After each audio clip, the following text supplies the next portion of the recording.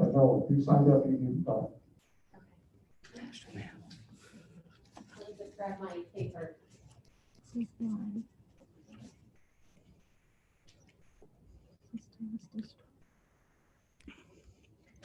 Because I haven't turned my camera on.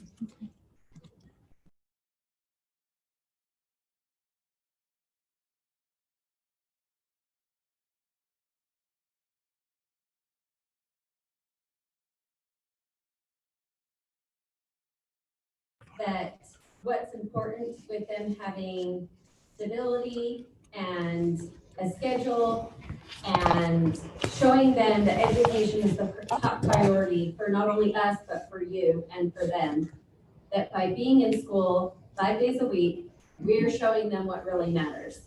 I have a child that's going into kindergarten this year, and I don't know how she's going to learn everything that she needs to know to prepare her for first grade by being in class 5 hours a week.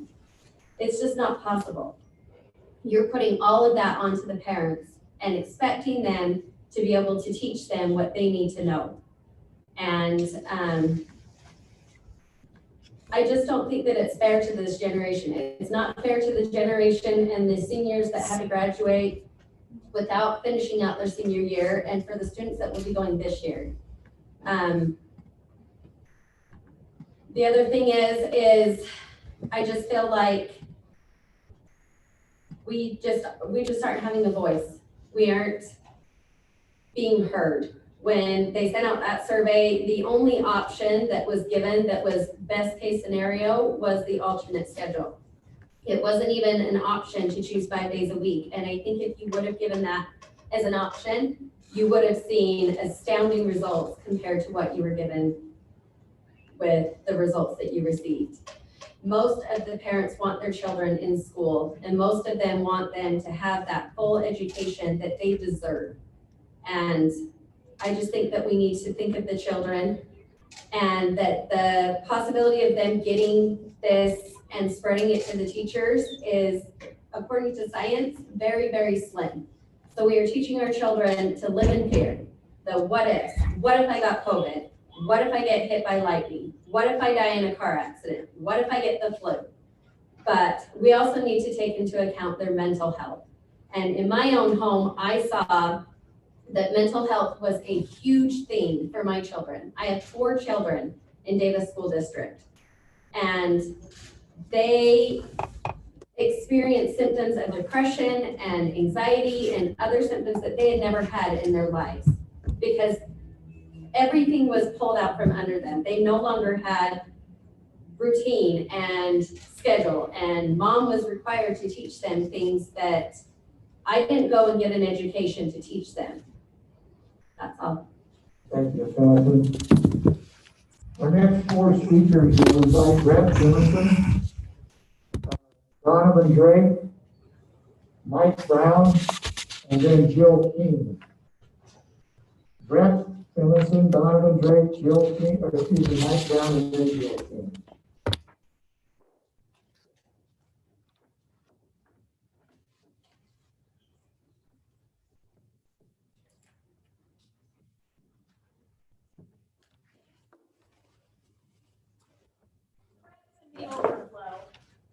Okay, we'll wait for him.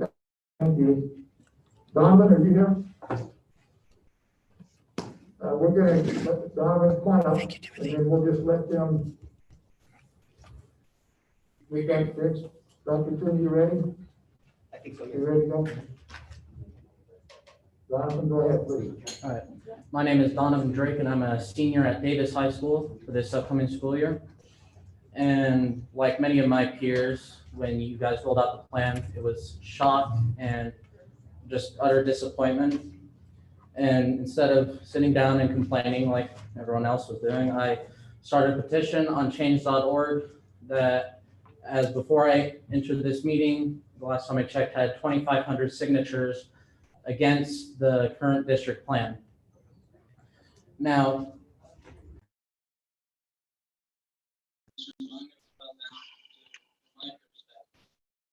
one of my passions at Davis High School is woodworking.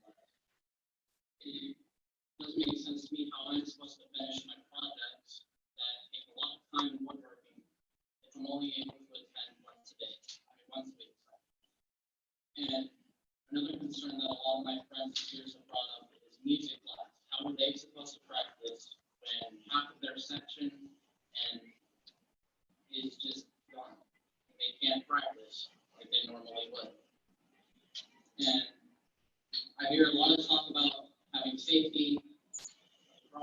coronavirus is obviously a huge concern. But according to the CDC, that adolescents account for less than 7% of COVID-19 cases across the United States. And a study from the Journal of American Academy of Pediatrics did not confirm that any transmission of COVID-19 at children study has occurred. Now, the intentions here, they are good to keep us safe, but I do not obviously think that a 2-day alternating schedule is best for the academics and mental health of students and parents. When online school, a lot of my peers will say the same. And the only reason I passed is because teachers either felt pity or just decided to adjust their grading scale, so no matter what work you did, you would pass. And I feel like that as if we move forward with this, that the same is going to happen. And that a lot of in-person learning will not happen because it doesn't make sense to me how a teacher would want to have 2 lessons plans, one for in-person and one for at home. And so I'm expecting that when I go to school, it's going to be, okay, kids, grab a laptop, go to Canvas, and that's going to be the class. Thank you for your time. Thank you, Donovan. Is this Brett? Oh, sure. Mike Brown? Yeah.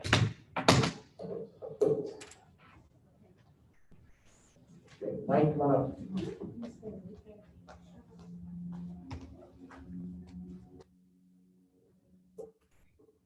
Whoops.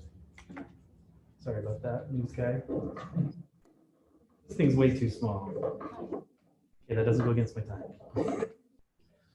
Okay, I'm Mike Brown. I'm a father of 5 boys in Bountiful, Utah. And first want to mention, it's very classy that you have the sprinklers turned on with the hundreds of people outside. That's very Birmingham, Alabama of you. So thanks a lot. That was very classy, Davis School District. I am here in favor of the original Davis Learns Together plan. The CDC says kids need to go back to school regularly. The President of the United States says kids need to go back to school regularly. If Lagoon is open, kids can go back to school full time.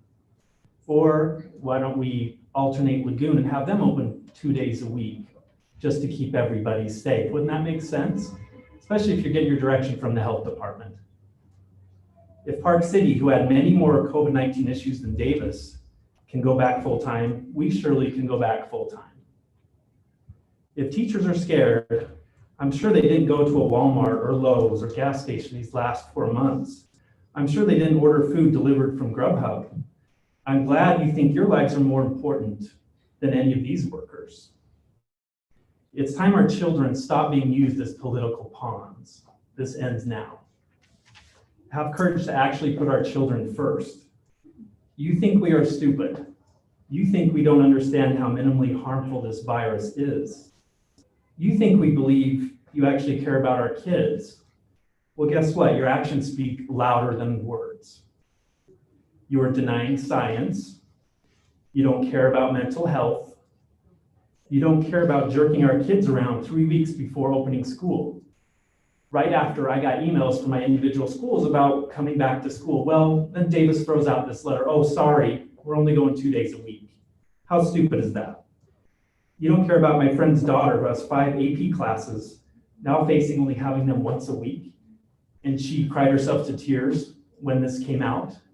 Many kids cried themselves over this stupid plan. Actions speak louder than words. As George Washington said, deeds, not words. You don't think we know that 3 of you are up for re-election this fall also? Well, we the people will not be silent. Thank you, Mr. Brown. Joe King?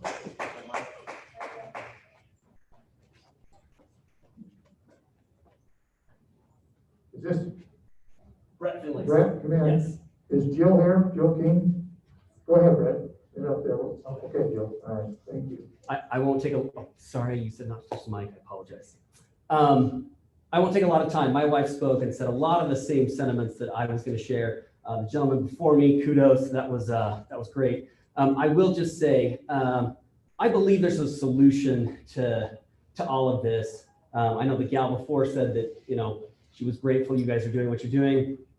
We appreciate it, but I truly believe there's a solution for all of us. Let's bring the choice back in our education. Why can't we have the parents who, if you're afraid that your child's going to get sick from COVID or the flu or whatever it is, why can't they stay home and do the online education for their children? And those parents, like myself and others, many others, if I were to venture a guess, want to send our children to school. I don't know why we can't have that option. Parents want to teach their kids from home, online education, great, do it. That works in certain scenarios and for some people. In my family, that did not work. It was the biggest roller coaster from hell, I'm not gonna lie. School from home was a nightmare. We were constantly changing. Like my wife said, our routine went up in the air. Kids at home, having them do school, they're like, why should I do school? I don't have to wake up when I'm supposed to wake up and go to school. I'm just gonna wake up, do whatever I want, and school can come later. And we're trying to tell them, guys, let's stick to a routine. Just like when you're at school, your teacher's got a routine, this is what you do, these are the things that are going on. It was a nightmare. And I don't think I'm the only parent who shares that sentiment.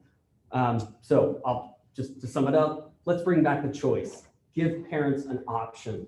Don't force this and say, this is how it's gonna be, because clearly we don't like that. Thanks. Thanks, Mr. Patterson.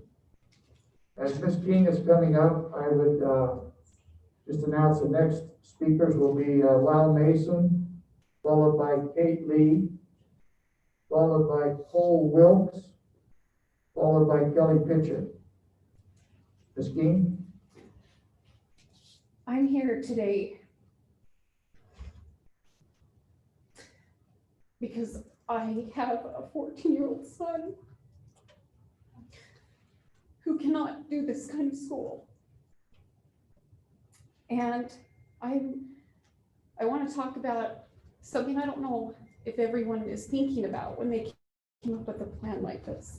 Because in Davis County, it isn't a common situation, but I am a working mother who has had to work every day through this pandemic, and my husband also.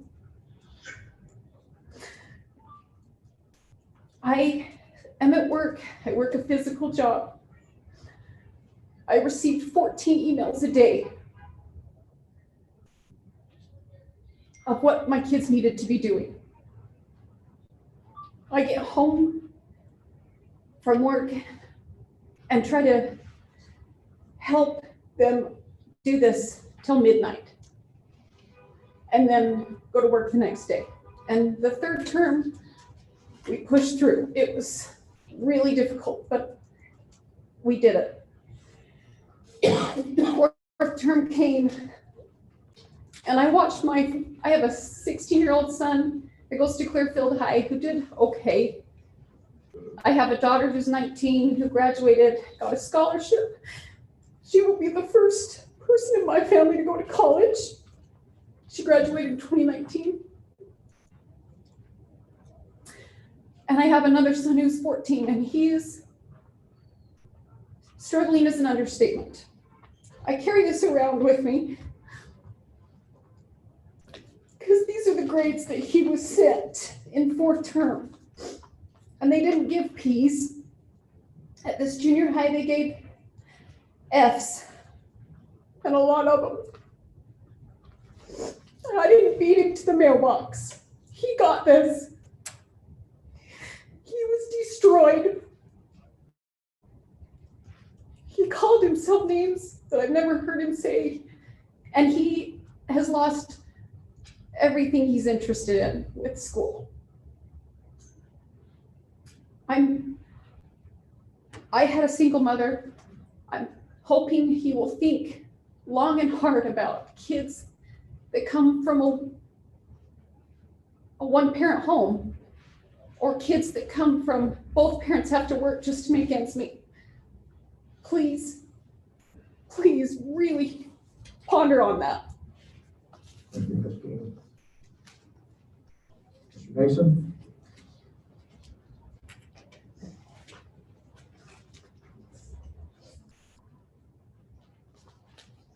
I think that one of the first things we have to decide when we're talking about the issues before us is that closed schools are a bad thing.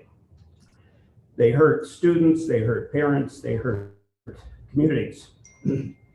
Schools can be essentially open, closed, or partially closed. And Davis County is elected to use a partially closed system. We just heard how tough that can be on working families where parents really just cannot return to work when their children would otherwise be home alone. It hurts students, and we've heard a little bit about that previously, that isolation caused by home learning, which is grossly inferior to face-to-face learning, breeds depression, drug use, drug overdose, suicide. There are deaths related to closing schools. We need to ask ourselves, who needs to be protected? I fall into that group, 65 and over, and those in poor health. Basically, that's a summation. Children K through 12 are in a very low risk group, either to get a serious case of COVID-19 or to die from COVID-19. They are not the group that ordinarily we would think about being worried about protecting them from COVID-19.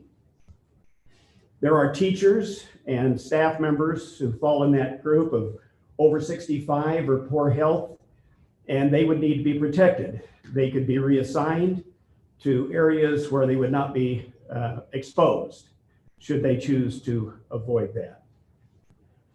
And teachers that do not want to teach should not teach, in my opinion. They could be replaced by others, by substitute teachers, and they could remain on unpaid leave. What are the consequences of closing the schools? Well, you don't have to invent the wheel more than once. We have these countries in Europe and throughout the world, some of whom never closed their schools and have not seen significant problems with increased contagion. We know that kids do not act as carriers of this disease as adults do. So some of the arguments in favor of closing the schools really from a scientific standpoint make no sense. Some people fear going back to school. Some parents don't want their kids to go back to school. And I say, wonderful. More social distancing, fewer students in the classroom, wonderful. Helps to solve the problem. Those that don't want to go, the teachers, the students, the parents, don't have them go. Dr. Mason, you have 3 minutes. Will you summarize, please, quickly? Yes, I think that from my standpoint, I would like to see this addressed from a scientific standpoint. And if we look at the science, there is no logical reason that the schools would not be open 5 days a week. Thank you, Dr. Mason. Kate,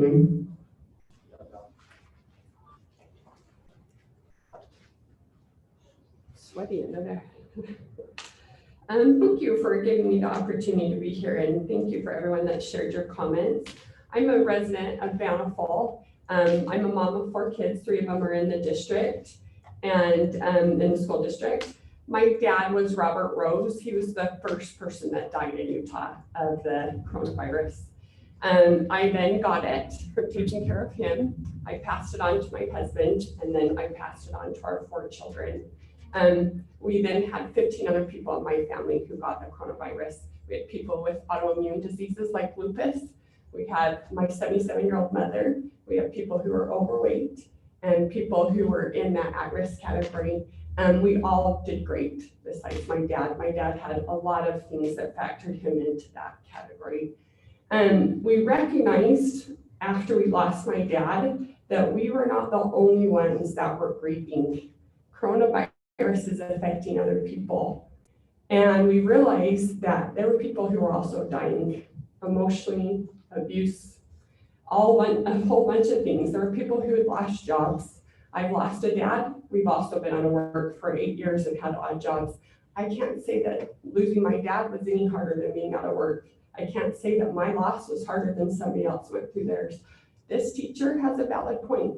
These parents have a valid point. But what I can say is, I think that we can do better than 2 days. I really do. I appreciate what you guys are doing. I don't think you did anything wrong. I think people are doing the best they can. I really do. But I think we can do better. We come from a wonderful state. There are people that cannot make this program work for them. My dear friend, her husband killed himself last summer. I had her kids. I tried to homeschool them while doing mine, while going through the grief, while having COVID. She didn't even care that my kids had COVID. She was so desperate, she just needed someone to take her kids, so I did. We fell apart. I had to write the teachers and say, I'm so sorry, we're taking 3 weeks off. I can't do this. I can't do all of this. And I have a husband who works, we have income, we have a job, we're healthy, I'm happy, I don't have depression, and I fell apart. I couldn't do it. So how does my friend whose husband committed suicide homeschool her children? She can't. She just can't. So it's not that you picked a bad thing. It doesn't work for everyone. So if you are a single mom or a single dad, or if you're abusive, or if you have an addiction, or if you don't have enough money, or whatever host of things that is also a problem just as much as the coronavirus is, it's not working for you. We can't focus 100% of our energy on coronavirus because there's nothing left for anything else. And there are other problems at play here. We're falling apart and we can do better. Teachers that need to be protected, please let's protect them. What can we do as parents? How can we help you? Can we substitute teach? Can we volunteer? There's so many of us like out there. We're so willing. Please let us help because I guarantee you nothing's going to change in December, just like it didn't change since January. Fear is fear, and it will still be here even if we have a vaccine. Thanks.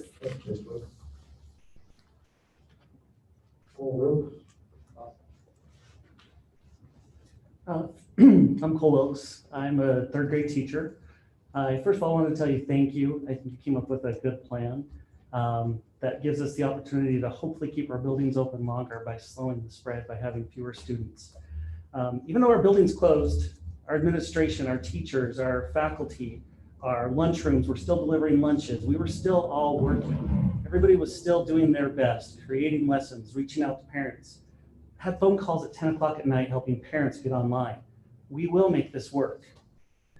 By doing this A/B schedule, it's allowing us to practice social distancing. As you can see, we don't have 30 people in this room right now. We're spread out. Imagine that with desks, with 30 kids. By going this A/B schedule, we're able to do that. We're able to grasp any of those topics that they might have struggled on by having more one-on-one with our students. We're having small groups now. We now have systems. When this happened, nobody planned. We all started working, coming up with ways to teach our students remotely. And now we have Canvas and we have all these items set up that we can reach out to those students. We can talk to them on their day that they come in. This takes into consideration all families. We have families where maybe their grandparents are raising them. This looks after those families. This looks after their health issues. This is going to help us be able to keep our schools open longer. All of us as teachers, students, parents, custodians, all administration, all of us together, we can make this work. So thank you once again for coming up with a great plan. Thank you, Mr. Wilkes. Pitcher? Our next speakers following Ms. Pitcher, if I can announce, will be Colby Purser, Ryan Ray, Amy Casil, and then Brittany Flynn. Ms. Pitcher? Thank you. My name is Kelly Pitcher. I am the mother to 3 students in the Davis County School District. I also have a background in public health and I'm a practicing nurse here locally. I pose the question, what happens if you tell a child you will reward them if they obey? They obey and the reward does not follow. Eventually, the child will stop doing what you ask. Why? Because they stop trusting you. We individuals are no different. It applies to everybody. Eventually, we start losing trust. People stop believing. When I posed the question in an email asking, trying to understand more about how decisions were made, what was the criteria? I have a background, as I said, in health and as a nurse. Talk to me, how is this happening? I can get on board if I understand it a little better. I've had to do a lot of digging. Nothing was just out there. It was just for watching to see. When asked about this, I was informed that there was a COVID committee that, as was addressed in the beginning of the meeting, includes member of the health department, risk management, elementary and primary education, director of nursing services, purchasing, UNICEF, DEA, and director of finance. My first question arose, where's our doctors? Not just one. Where are the board of doctors? Where's the board of nurses? Where's the board of mental health specialists? The most important question, where are our students? Where are our parents? This decision affects literally everybody in this county on some level. Grandparents, business owners, everybody is affected by this decision. Can we not have more say in this? We are a smart people. We are a creative people. If we come together and talk and have more information, more transparency, more accountability, more people invested and have a voice, we come together with solutions. We don't have to stand outside and yell for our voice to be heard. We come together. Nobody wants to put a teacher in harm's way. That's not what any of us are asking. I'll be the first. I come from a family of educators. I will stand with the teacher first and foremost. We talk about the safety. It's huge. We talk about social distancing being the safety. I completely agree with safety, but with my own eyes as a nurse locally here, I plead to you. I cannot tell you the things that I've seen. I hope you feel. I cannot sit quiet anymore. I've sat with people in the shoes that they have talked about here, and it is scary, and I cannot be quiet any longer. My solution is to come forward to have boards. I've talked to doctors, nurses, mental health. People are willing, they want to help. But if we don't give them the information and call committees together with all diverse backgrounds, nothing will change. We will just keep arguing who's right and who's wrong. We want it to work. Thank you. I urge you, there's more than just the number of transmission COVID cases. There's a lot more numbers.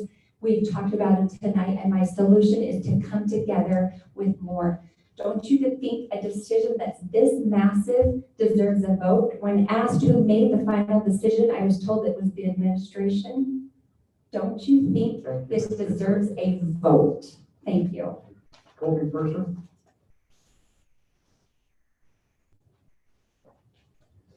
Thank you for your time. To follow up with what Mrs. Pitcher said, I do believe. Yes. It's Kobe Purser. I live in Layton, West Layton. I think it deserves a vote. It's the biggest decision you'll probably make of your career here on the board. Right now it's getting blamed. Basically, it's Mr. Newey that gets blamed for the decision. But we vote for you. We don't vote for Mr. Newey. Unfortunately, you choose Mr. Newey. He's your superintendent. You decide his career, and that's up to your decision. But our decision is based on how you vote on this topic. So I understand it's not on your docket for today to take a vote. However, what I would like to have happen is I'd like one of you tonight to propose a motion that you hold an emergency meeting about this topic as soon as possible, as soon as your schedule works. My schedule's open for tomorrow or any day after that to come to that emergency meeting. And you actually put it on your agenda so you can actually take a vote on it, and we can see where you stand on it. If you decide that it's 2 days, then let it be said that you agree with the 2 days. But let's move the curtain and decide where your stance is so that we can determine if you're the right candidate for us. I understand 3 of you are up for re-election. It'd be a good thing for your constituents to know where you stand on this topic. As far as the survey, I hear a lot of people saying that this is based on the survey that was sent out to the school from the school district to its parents. I read that survey. I took that survey.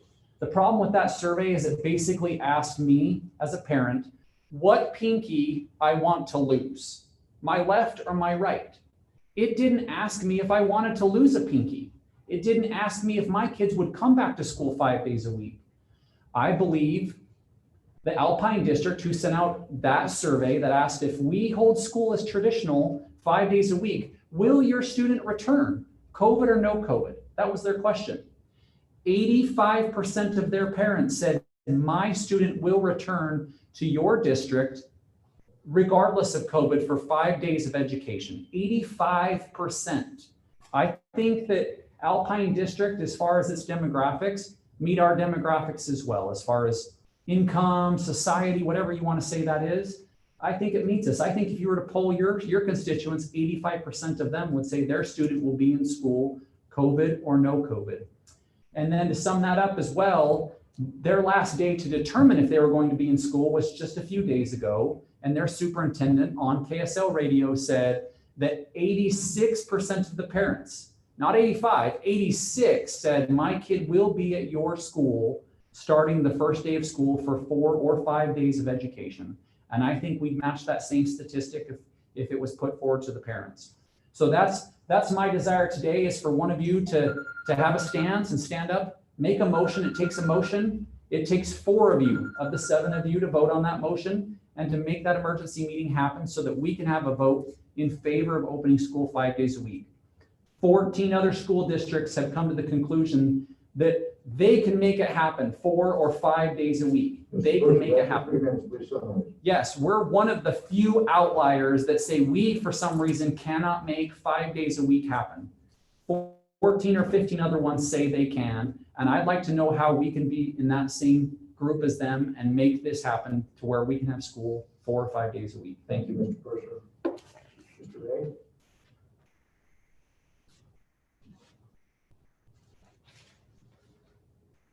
I'm Ryan Ray, Colin Ray's grandson. Just kidding. My name is Ryan Wren. I'm from West Kaysville, Utah. Thank you for the opportunity to speak. Look, I'm not an expert. I'm not a virologist. I'm not an epidemiologist. I don't work in the medical field. But I am a father of 4 kids who I would lay my life down for.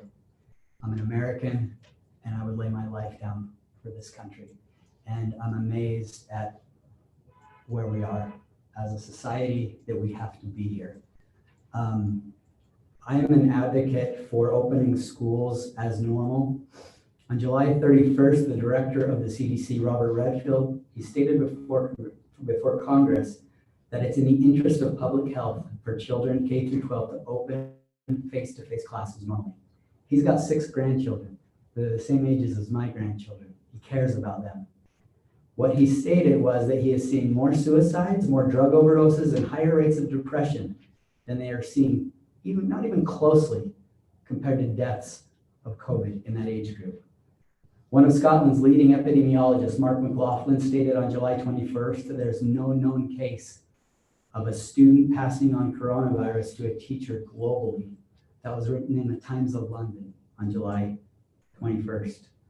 Following science, the schools throughout England are planning to open up fully in September.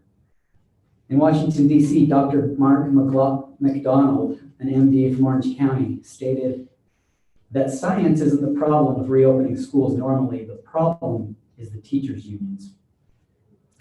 We've talked a lot today about dual income homes and single family homes. How are parents going to work full time and provide for their kids and then become a teacher as well? What are their teachers going to do while they're at home? Is it healthy for a generation of kids to be raised by iPads, iPhones, computers, and video games? Why are there no sociologists and psychiatrists involved in this discussion? The same thing that the director of the CDC is concerned about. About 70% of abuse cases are detected at school. What happens to those children that are being abused at home? 70% of those cases will not be detected because there is no school. In 1855, Henry Vaughan said, "The road to hell is paved with good intentions." I know that you all have good intentions, and I pray that you are not taking us on a road to hell. Thank you. Thank you, Mr. Gray.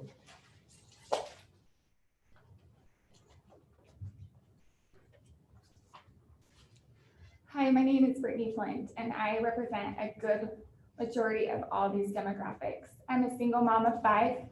Of those 5 children, 3 of them attend the Davis County District.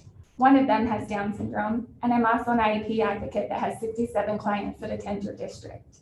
I think a big population that you have sorely mistaken and looked over is the special needs population.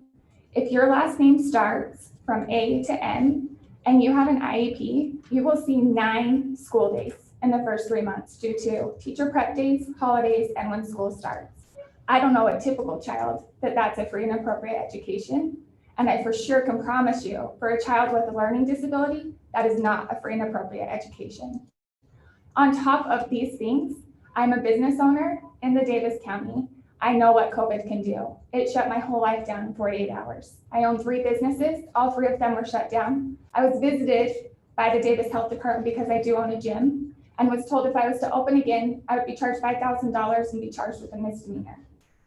So now that I can open back up because we're in the good phase of COVID, how am I supposed to give my children an education? How am I supposed to help my child with Down syndrome? I'm not a special education teacher. In fact, I've attended quite a few IEP meetings that I sit with a regular ed education teacher who looks at me and says, "That's not my responsibility. I didn't go to school for that. This is not my responsibility. I didn't go to school for that. I signed up to be a mom. I signed up to help for help. I signed up to help after school. I signed up to volunteer in school. I spend more times in school than I can even tell you. But I can also tell you that I had a senior that graduated school last year, and my senior didn't graduate. Mom graduated, class 2020. I graduated. I redid my whole sophomore year as well. I am not about to relive first grade, second grade as a special ed teacher, and then a junior in high school. It's a double-edged sword. I have a son that his whole life devolves around football. It was the greatest day of his life when the athletic division said that they could play football. They've played football, and if you all know how football's played, it's played in real close contact with pads on, spits flying everywhere. I've never seen so much sweat in my life, and turf picks up every single thing. Davis High School has not had one problem with COVID.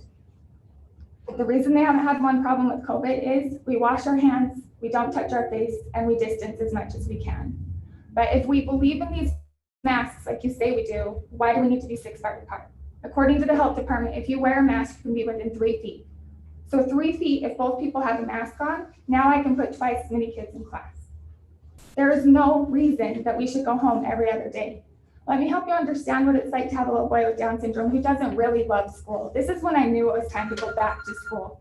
It's when my little boy with Down syndrome for the first 110 days sat in front of the school bus and looked at the school bus driver and said, "I'm not like you, I'm not like this, I'm not going," and sat his butt on the concrete. Every morning I'd pick him up and we'd get on the bus and we'd go to school. 3 weeks into the soft closure, I had a little boy that stood at the door and cried every single morning, "School, please, Mom, school." Ms. Fletcher, 3 minutes ago, but I want you to finish. Please. My conclusion for you is I sit through millions of IEP meetings and never get emotional. But when it affects your own children and other children, don't forget the population of special needs, because you have 0 plan. You refer back to the principal refers back to you guys. There's nothing at all. And if you want a distance, then put us in school 5 days a week, half days. Have half of us come in the morning, half of us come at night. But bottom line is, if all of those kids can go to Lagoon, all those kids can go to Walmart, they can go to school. And if you don't want to go to Lagoon and you don't want to go to Walmart, then don't go. You gave an amazing option. It's called Davis Connect. And I'm a firm believer in it. It's incredible. So give it the choice back to us. If you don't want to go to school, do Davis Connect. But if we're going to go to school, let's go to school. Thank you. Ms. Cassell?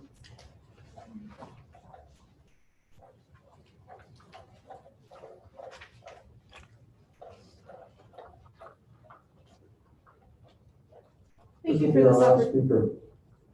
Sorry? This will be our last speaker. Okay. Thank you for this opportunity to speak. My name is Amy Castle, and I am both a parent and teacher in the Davis School District. I want to thank the board for making a proactive decision to begin school this year on a hybrid schedule. I also have a petition showing support of the schedule from our community. As we know, our classrooms are crowded.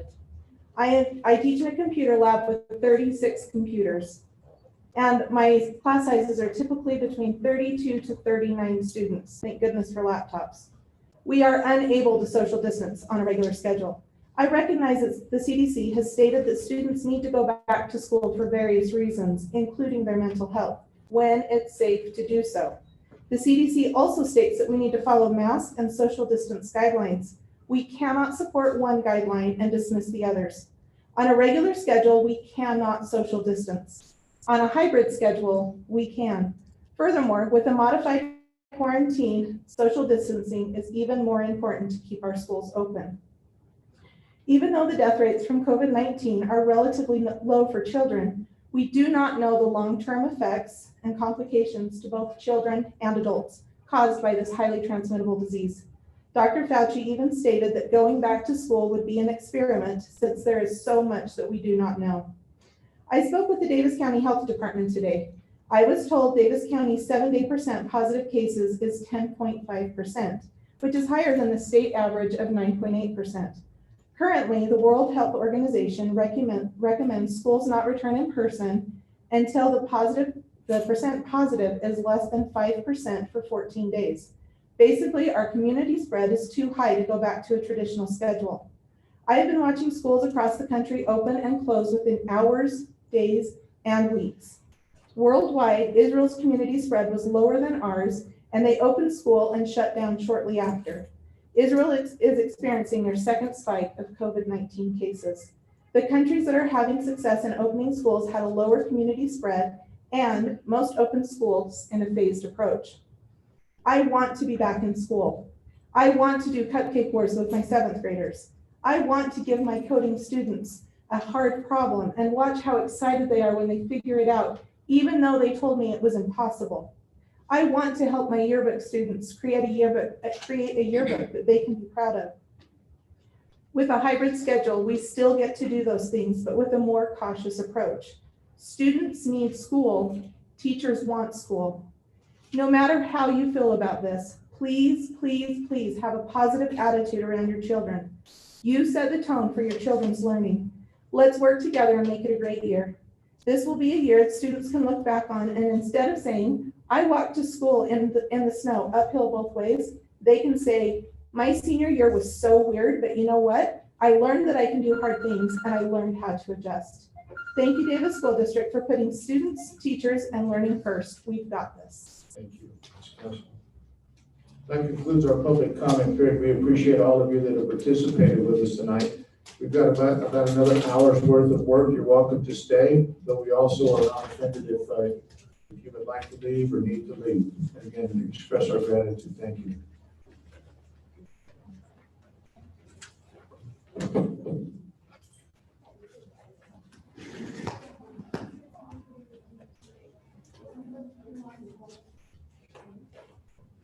I'm going to ask Ms. Mumford if she will take over for the remaining part of the agenda, please.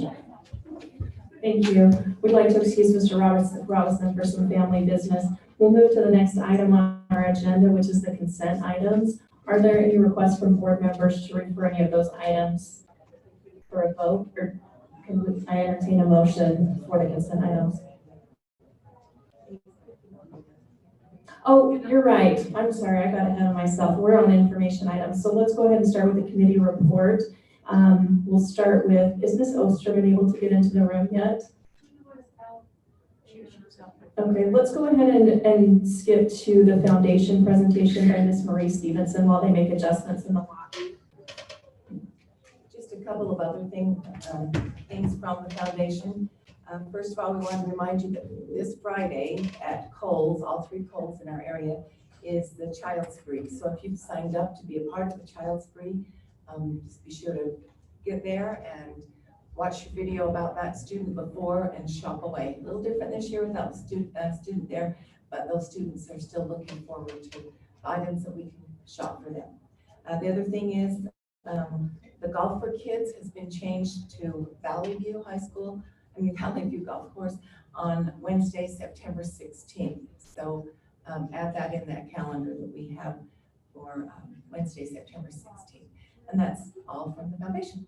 Thank you, Ms. Stevenson. It looks like Ms. Oster was able to make her way to the room. So if you want to come up to the podium, we'll entertain a presentation from her on Head Start CARES Act funding. Oh, Ms. Fitz. So I just guess I need a reminder of, we've gotten a lot of emails and an email that deals with a video. I'm not sure where I've seen it. And so maybe I need somebody to help me to remember. Did it come from Jody so I can look? Okay. Jody should send it out. But if not, let me know. Thank you. Okay, thank you. I think we're ready for Head Start. Okay. Can you hear me? Just can't see you, but. Okay, you can hear me. Thank you. Good evening, and I appreciate your time tonight. I just wanted to give you a brief update on Head Start and our recent CARES Act funding. Oh, thank you. CARES Act funding that we received in early July. President Robinson asked me to give you an update on the ways in which we're spending the money and how it's benefiting our Head Start children and families. So we were fortunate enough upon receiving word that we would have the funding, we were able to offer our Head Start families a summer school readiness program. That school readiness program was offered to everyone in our Head Start program that was 4 years old, going into kindergarten, and really focused on language and literacy. It was done virtually with packets that were delivered to the families weekly, and they were able to have contact with a teacher, the same teacher every week, and just made progress. We actually tested them at the beginning and end of the 8-week session that they attended, and we have those results, and we'll be looking at the results of that assessment and see how they enter kindergarten. So we'll give us a little information about the impact we had during the summer months. In addition, we were able to purchase technology for our families. We are offering 100% virtual classrooms for the upcoming year, for any of our Head Start families that would prefer that. We did a survey of our parents, and less than 20% wanted that as an option, but we will be doing that. They will have the same teacher they'll meet virtually every morning, and then they'll also have packets that will be delivered and have regular contact with the teacher. So we'll be supporting that. We were also able to hire a COVID assistant similar to what the schools are doing to be able to just manage and track any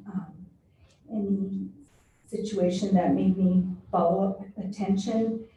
And we're also providing technology for children in the classroom. We used to have the children share iPads with kindergartners to do Upstart, which is a language and literacy math program in our Head Start programs, which we found to be effective. And with this funding, we were able to buy their own, so they don't have to share services.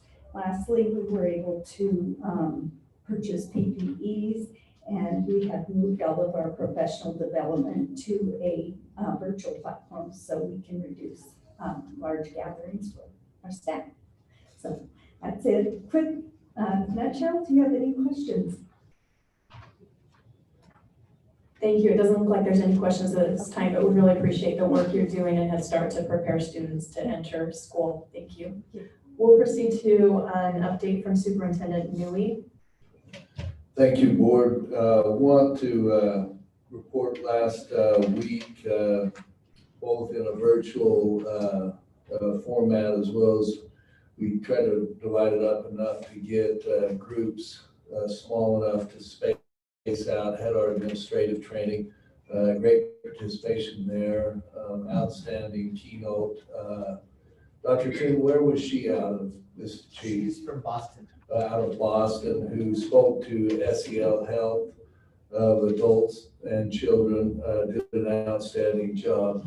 Also, just a note received from the High School Activities Association at the end of last month that Layton High School received the gold status of raising the bar sportsmanship award. If you know about the High School Activities Association, they some years ago to increase sportsmanship started a program called Raise the Bar and have criteria and levels. Beaumont High School also was recognized for a silver level in the same Raise the Bar program. Very proud of those schools and appreciate their work there. Thank you. Mr. Carter, did you have some updates for the board about the tour? Well, just to remind everybody, 9 a.m. tour on Thursday, and we'll hit some of our new construction projects and hand it back.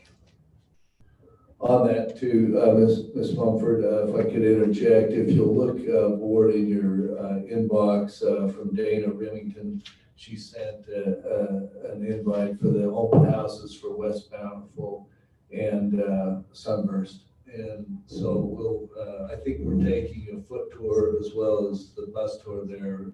Is that correct, Mr. Carter? Yeah, we'll walk through both West Bountiful, Sunburst, the Syracuse High tractor, drive by, and we'll walk through the CTE Center, and we'll drive by the South Clearfield.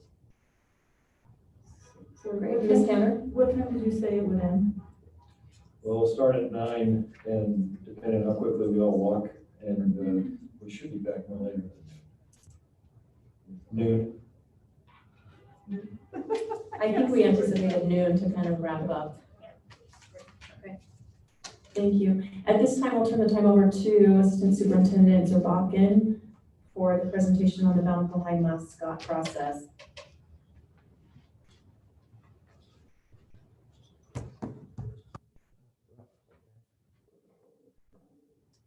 Vice President Mumford, Board, it's our pleasure to present with you. I'm here with Principal Hogan, and we'd like to present with you the school's plan for evaluating the Bountiful High School mascot. The idea that we're going to present to you is a timeline as well as the makeup of the committee and the process we intend to go through that we believe is very thorough and very community-based. And I'd like to introduce Principal Hogan. He will walk through the process, and I will hand this out to you guys.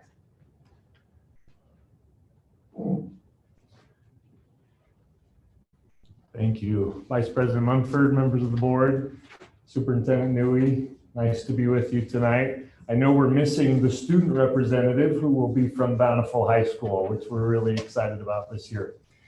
25 years ago, I became acquainted with Bountiful High School when I married into a family that had 15 children that went to Bountiful High School. And I went to events for the first 10 years of my marriage at Bountiful High School and was so excited to be a part of that community, kind of adopted into it. And then here I am, 22 years later, 3 years ago, named the principal of Bountiful High School. I've come to see the unifying effect of a community. And a mascot can have an impact on that unifying effect. I've been thrilled to see how kids thrive together and come together with different walks of life, race, ethnicity, socioeconomic status. It just come to our attention that there are some that don't feel that our mascot is that unifying. And we have put together a process to evaluate that mascot. Before you in your packet is a timeline with some committees with a committee set up. This proposed timeline will give us an opportunity to meet as a committee, and your next few slides have the committee. We'll get to that in just a moment. But as you notice, the proposed schedule will give us opportunities as a committee to meet and discuss to even have presenters come and then have some open listening sessions for our community to come together and really understand the issue at hand. Can I hit the button here, John? Yes, you can. Are up to that? There you go. The committee will be made up of school representatives. We want our school community to be involved. We want our students and certainly those that are Native American that are represented in our school. We want them to have a voice. And so they'll be a member of that committee. We also want to have some district consultants as well as some specialists. And you'll see on there a representative from the state, Title V, coordinator, as well as tribal representation. And we appreciate them being willing to be a part of that. Now, this committee is still forming, and we will begin the committee work and then work into the listening sessions. Anything else you'd like to add there, John? Thank you, Aaron. And a reminder that we are looking, this is a school community decision. And if you go back to the proposed schedule, Principal Hogue will be chairing this committee, and it will be a committee that will advise him. And at the closing after the listening sessions and the committee work, you will notice that on November 11th, that committee will make recommendations to the principal. Principal will take those recommendations and deliberate along with his administrative staff. That group, that administrative staff represented by Mr. Hogue, will be bringing to you in December 1st a report based on that committee work and his recommendation and his plan of action going forward. At that point, it's not being presented as board action, rather it will be presented to you as a resolution of support for Bountiful to be able to go forward based on the work of the committee over the entire fall. And then based on that resolution of support, that then will give Principal Hogue the opportunity to move forward with those recommendations and enact an action plan, whatever that action plan would be, and coming back to you with a final report on what's going to happen at Bountiful High School on February 24th. Board members, are there any questions while we've got Principal out here? I guess I would like to know, I don't see anybody that really just represents the community as a whole. And I mean, there's also the historical side of that. I just wondered whether there's anything to reaching out to any of the actual leaders in the community and whether they're part of that or whether you don't feel that that's really important. Our belief in terms of putting together a committee is that there's legacy to this, but then this is really a conversation for the current community, parents and students of Bountiful High School. Having been someone who went through this, my high school changed as well. As an alumni, that's not my place any longer as an alumni. But those two students who were there, who started as one thing and potentially end as another, that's significant to them and the parents. So we chose in terms of putting this committee that this is a school parent and student-based and staff-based conversation. We would like to keep it in that sphere because we believe those are the people most intimately impacted by this decision. Just follow up, and I'm not trying to be argumentative in any way. But I guess I would wonder if many of the decisions we have, that if you can figure out how to meet the needs of both groups, then to me those are ideal situations. And while we honor, we look forward, there's not problems, in my opinion, of honoring the past and the legacy that is there, because people do forever attach to the school that they graduated from. And I could argue that more than 40 years ago I graduated from a high school and it's not mine anymore, but I would argue it is still mine. And while the mascot and what represents, I just would like to. The feeling is in my heart is that there might be ways that some input could still be there, which will help make some of the decisions. And while I think the decision should be the present, I just would love to have people that have their hearts in this also have maybe can offer some ideas or some suggestions that could be considered. Will you speak a little bit to the listening sessions? Yes. I think that's where I'm seeing the avenue for community engagement. Exactly. Those two listening sessions will be open to the people who come to there, for the committee to be able to listen to their input. And it won't be regimented to the point typically that a formal meeting is, in terms of, as we just saw tonight, where it's a one-way piece of conversation. The listening session will be structured in such a way that we will have a little bit of, be able to have a little bit of dialogue back and forth. So at that point, that would be a place where that historical and legacy piece can find voice. Ms. Gerard? Yes, I did have a question. So I see on here that part of the school representation is for Native American students. And I understand you're still putting the committee together, but on the back here as specialists, it does say Native American tribal representation, and it lists Northwest Banff Shoshone.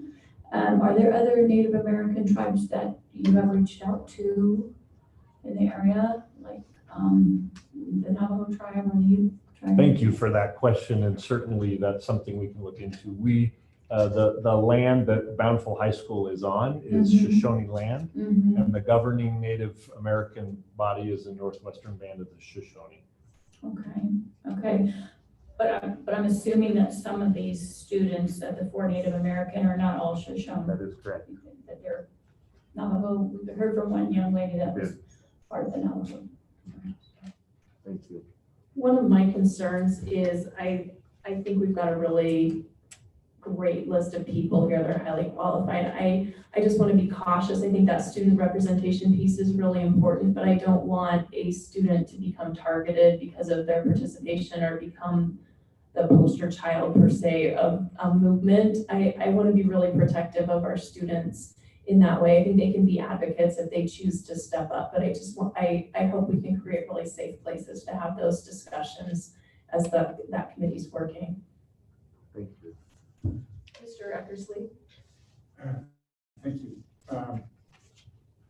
Going into February is still a ways away, and as we have heard from people, they have brought up traditions that have happened at Bountiful that included things that were offensive to the Native Americans that were there. And so have we taken steps to, in the meantime, remove those offensive traditions? Thank you. That's a wonderful question. And yes, in consultation with Sarai Newmarker in our district and some of the tribal leaders, we're looking at some of our practices and some of our traditions to ensure that we're showing the due respect. Because for the current 2021 school year, we are the Bountiful Braves.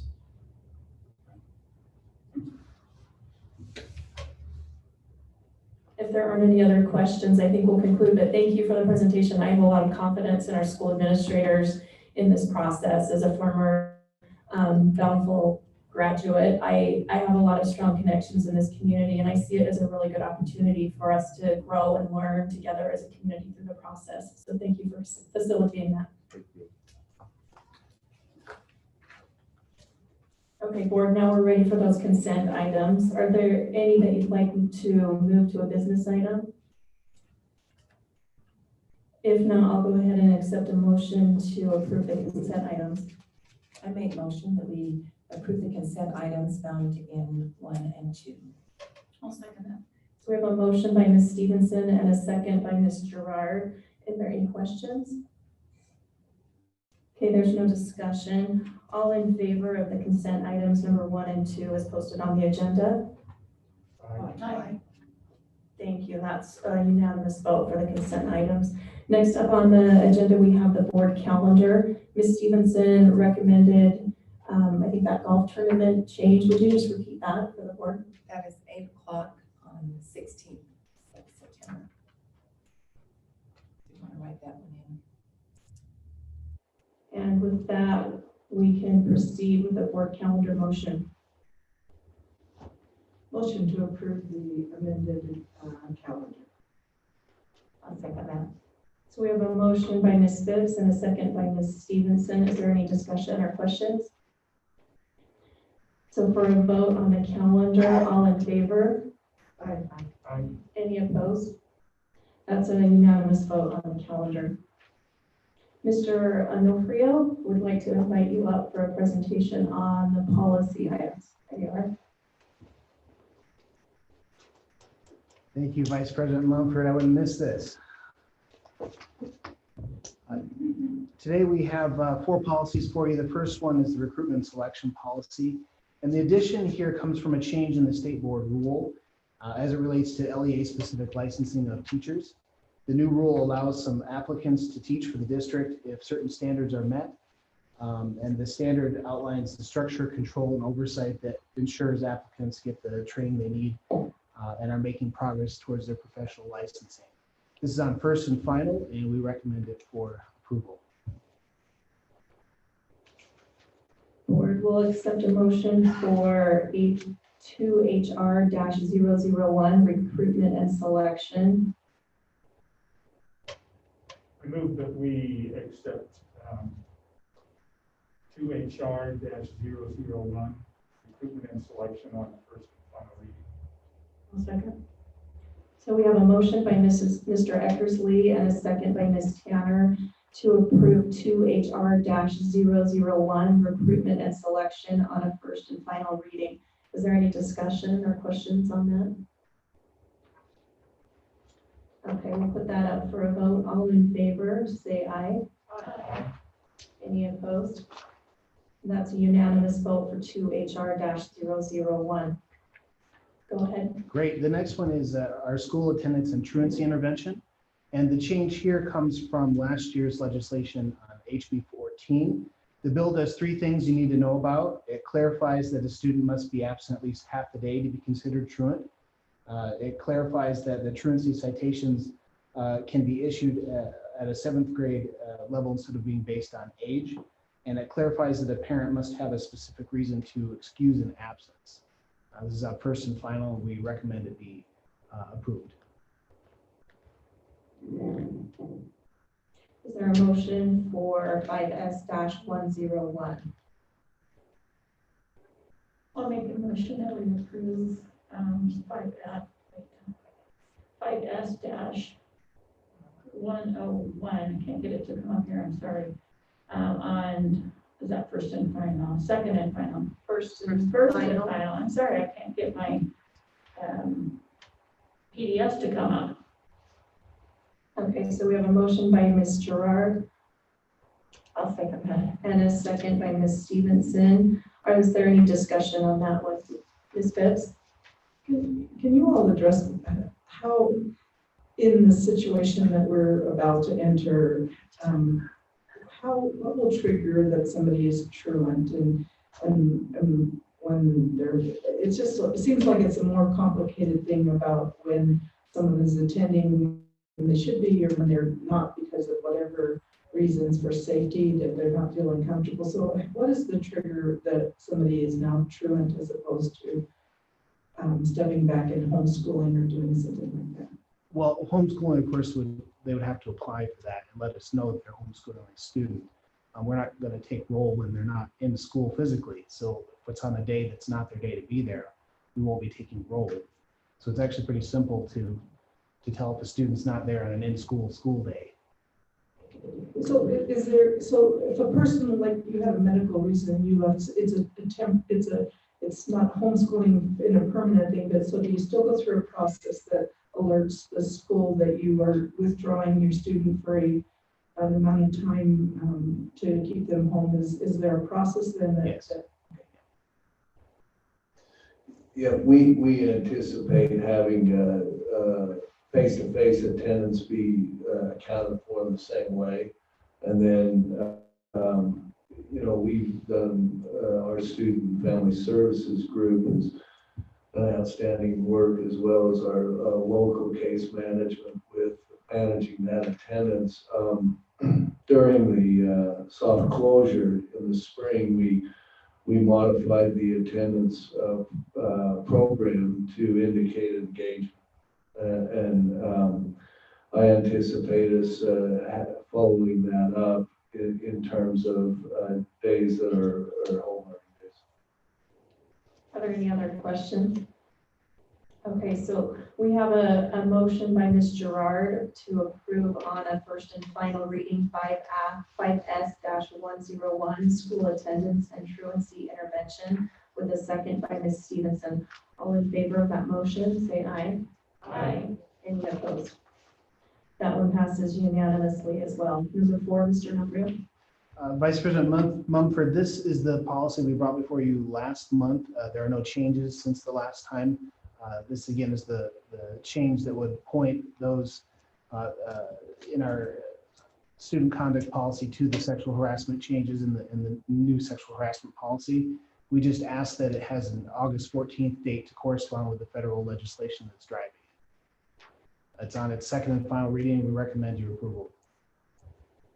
Okay, so we'll take a motion for the approval of 5S-100, and that motion would need to include an effective date for August 14th to correspond with the enactment of that federal legislation. I move that we approve 5S-100 and with the date of August 14th to comply with the federal requirement. I'll second that. Okay, so we have a motion by Ms. Tanner and a second by Ms. Gerard for 5S-100 student conduct and discipline. Are there any questions or discussion on that item? Okay, so on a second and final reading, we have up for a vote 5S-100 for student conduct and discipline on the second and final reading to become effective on August 14th. All in favor? Aye. Aye. Aye. Any opposed? Okay, that one's unanimous, Mr. Onofrio. And lastly, 5S-102. Yes, this is the new sexual harassment policy we brought before you last month. There's no changes to what we presented in workshop. We recommend that it be approved with an effective date of August 14th, also to comply with the new legislation. Thank you, Mr. Onofrio. Is there a motion for this one? Make motion that we accept 5S-102 student sexual harassment policy on our second and final reading. Second. Great, we have a motion by Ms. Stevenson and a second by Ms. Phipps for 5S-102 student sexual harassment policy as a second and final reading. Is there any discussion on that one? If just remind me, since it's been a while since we had our policy committee, that one's just where it references back to the first one. I think you have it reversed, yeah. Okay, so this is the full policy change, the other one's the reference. Thanks for that clarification. So we have a motion by Ms. Stevenson and a second by Ms. Phipps on 5S-102 with a second and final reading. All in favor of that motion to become effective August 14th was a part of that. All in favor? Aye. Any opposed?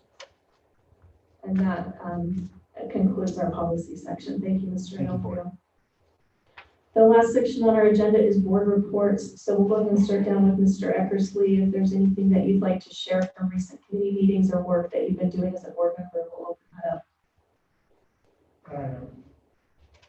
Yes, we met with the finance committee today, and we got a report from Dr. VR, and was just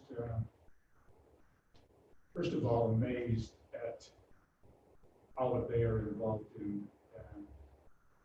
Dr. VR and those that work with him, and those funds, which there are a lot there, go to some very good things. And was just very impressed what we learned about those that work with him.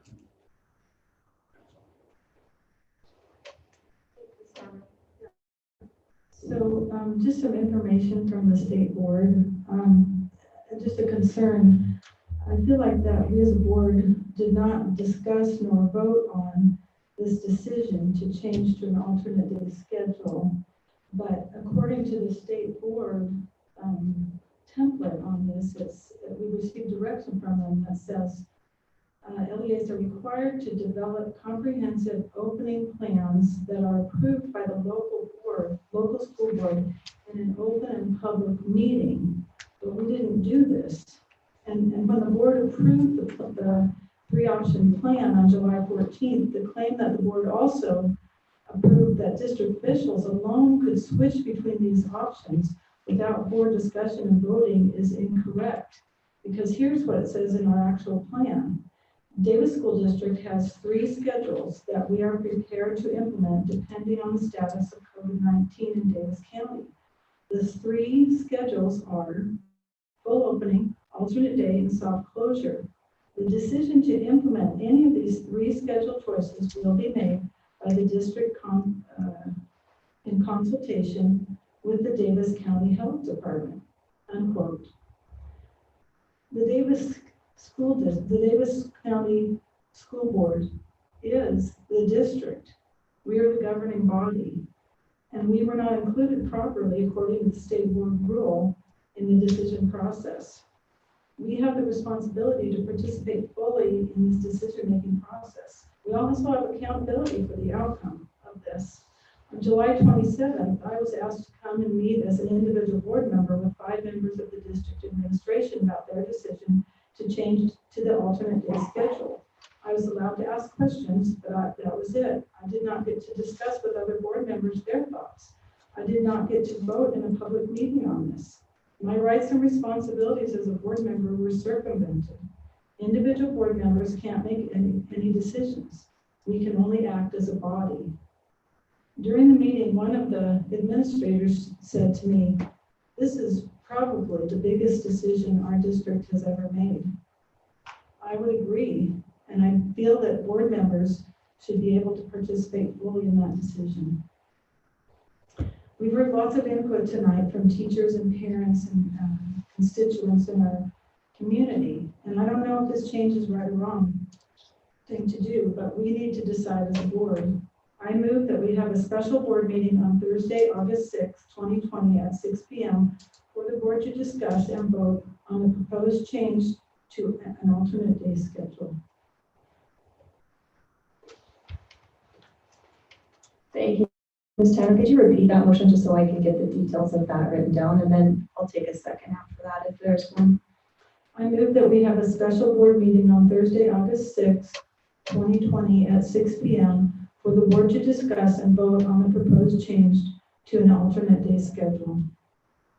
I'll second. Ms. Mumford. Yep, we've got our parliamentarian. I'm going to defer to Mr. Carter for a comment. You take a motion on something that hasn't been noticed. You can certainly meet, that's not a problem. If you want to schedule that meeting, you can with the leadership and notifying, doing the proper notification, you can absolutely meet. But to make a motion on something that hasn't been noticed, it's appropriate. I guess I just would ask other board members, are you interested in meeting? Would you be willing to meet on this? So I don't think we can take an official vote on that, but I'd like just to do kind of a straw poll to find out what the propensity is of board members. Mr. Eckersley. I would agree. I think this needs to be something that is discussed in an open meeting and voted on with boards together in an open. It may not change anything. Okay, Ms. Tanner, I'm assuming you're in support of that motion. Mr. Eck. I will meet. Yes, I'm happy to meet. Remind me of what you said for a time. You said Thursdays when we're involved in national PTA meetings and I just need to make sure I can be there. I said 6 p.m. I can do that. That would be Thursday, August 6th at 6 p.m. So that's not an official motion according to our parliamentary rules, but I'll note that with leadership and confer with Mr. Robinson and see what we can get scheduled for Thursday evening so we can make appropriate public notice for that discussion about the framework. I think specifically we want to talk about the original framework that we voted on as a board and what our role is in that process and look at that as a board throughout the discussion. Great. Thank you. Okay, we'll resume with board reports. Ms. Gerard.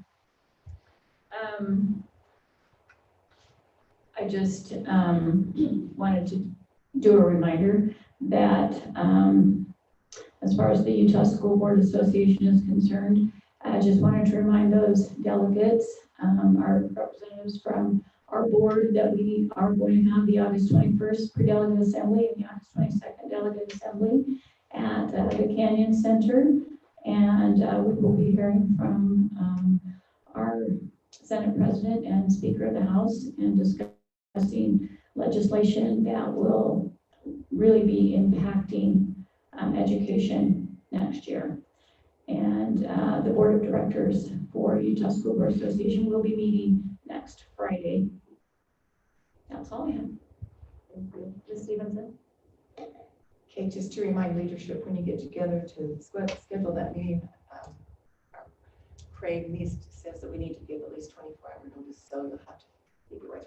Yeah, I'm going to turn that around. I just want to say I had the opportunity to attend leadership, summer leadership administration guidelines, or instruction. It was amazing, and those that presented at the opening and individual classes, it was a good 2 days. So I appreciate all those people who went to or do that. Just Victoria and this group over here and caused the physical distancing to happen, and it was pretty amazing to see it all come together. So thank you to all of those. Thank you, Ms. Stevenson. And Mr. Jordan has another comment. I just wanted to go back because I was able to attend leadership also, and I'll concur with Ms. Stevenson. It was amazing. We have incredible administrators and teachers and leaders in our district, and it really truly was inspiring. So thank you for all those that put that together, and I forgot to mention that. So thank you. Ms. Phipps? Last meeting, I invited people to attend if they would like to an advocacy conference that Utah PTA is sponsoring, which involved one of the founders from Castle. And that meeting now is going to be a virtual meeting. We thought that might happen. And so it really, actually, for all of you, it opens it up for you to be able to stay home and hear a keynote speaker who is one of those founders, and then also a workshop that Kathleen Conister will be doing about practical applications in the home of SEL. And so I think you all might be interested in that. And if you specifically want information, you can send me a message and I can get you so that you can get registered for that virtual conference. By the way, they will be doing in that meeting a business item where PTA is adopting a resolution that deals with mental health and SEL. And so excited to be a part of that work. And then with that, and so my other piece is actually going to be a PTA thing, and it has got to do with me as a board member, but it does in this. I am engaged right now in a national conference that is happening, a national convention that's happening virtually.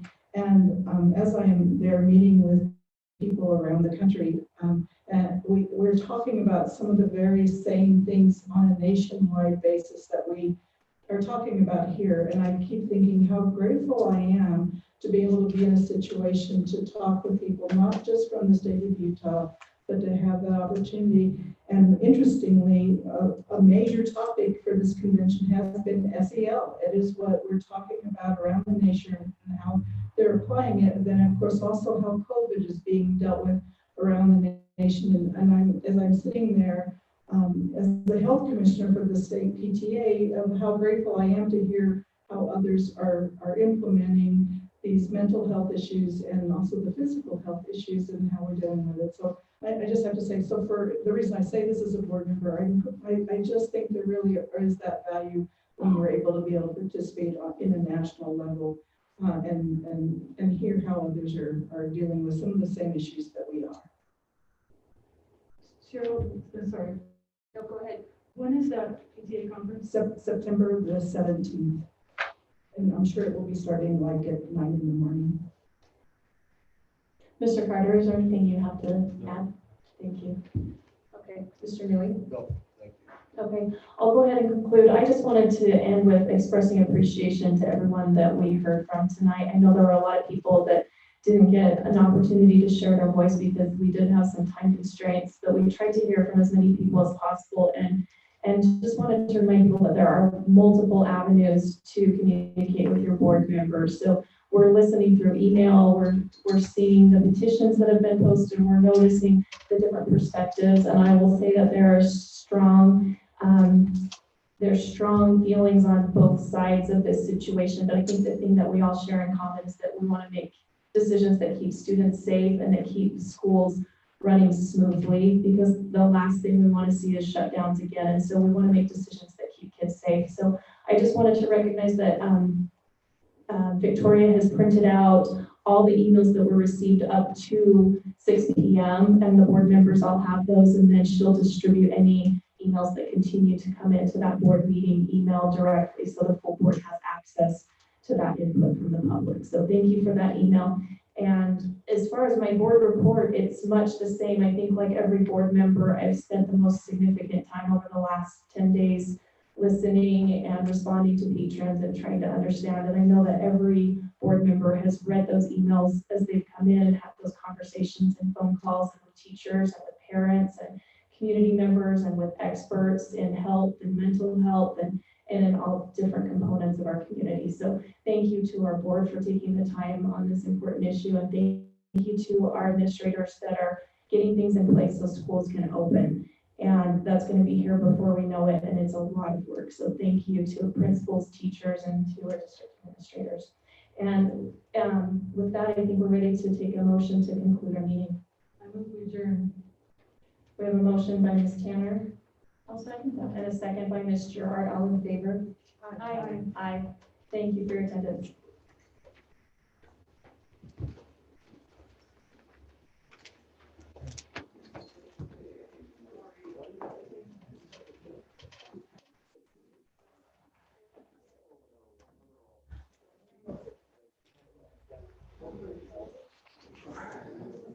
Thank you.